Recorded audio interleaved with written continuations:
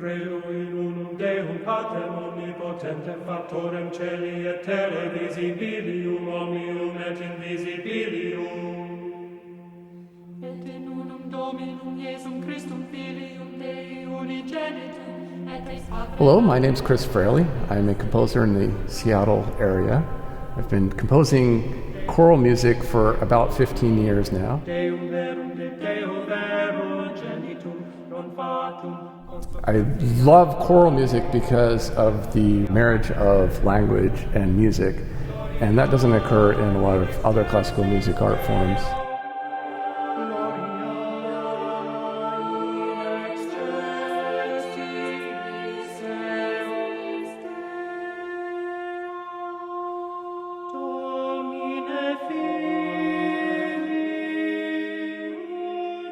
So the seating includes the Missa Brevis. So it's a short mass, so it's about 20 minutes long.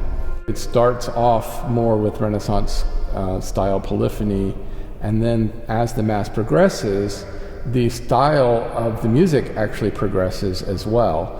And until you get to the final movement, the Agnus Dei, where the style is very modern and uses chordal progressions that you would not encounter before the 20th century.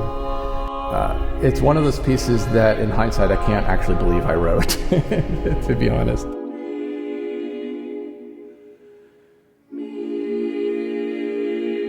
One of the things that makes the Agnus Dei interesting musically is that the structure of the music does reflect the structure of the text, in that it repeats itself 3 times, like the text does. And also like the text, the first 2 times are nearly identical because the text is identical the first 2 times. The third time, however, the text diverges from where you expect it to go.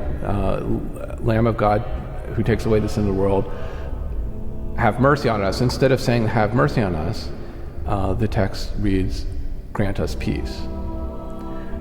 And so musically I reflect that by then not repeating what happens the first 2 times. And by modulating down a whole step, one of the other interesting things that happens is you're also musically relaxing, or in this case harmonically relaxing. As you go to a lower key, it gives the feeling of a release rather than of a building up.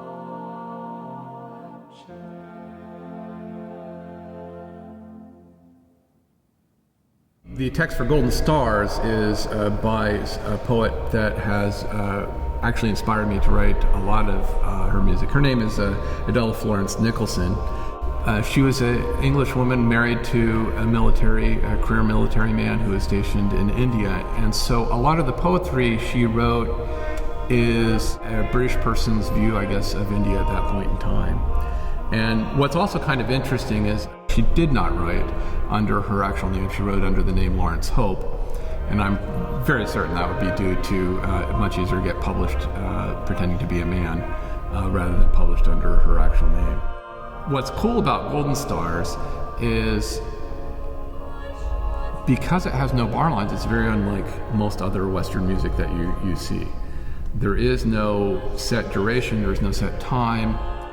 So when I wrote Golden Stars, it was kind of as a homework assignment.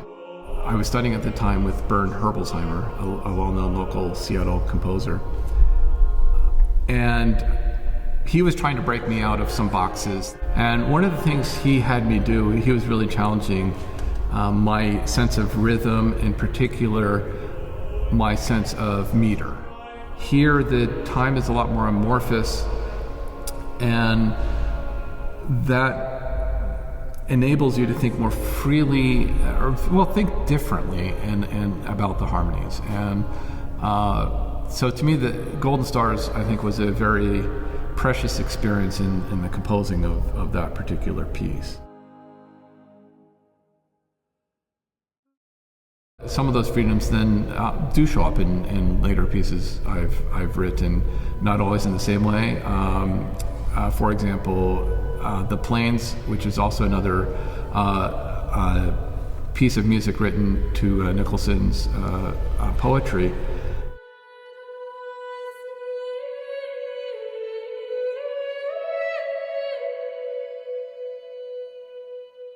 There,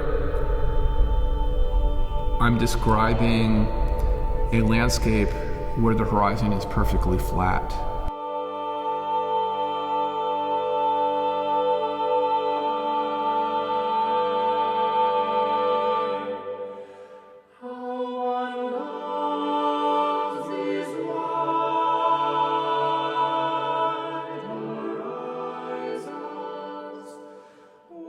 And one of the things she's communicating in that piece of poetry is the peacefulness and restfulness you get of being able to see such a long distance and being able to take in everything without the disturbance of large trees or mountains.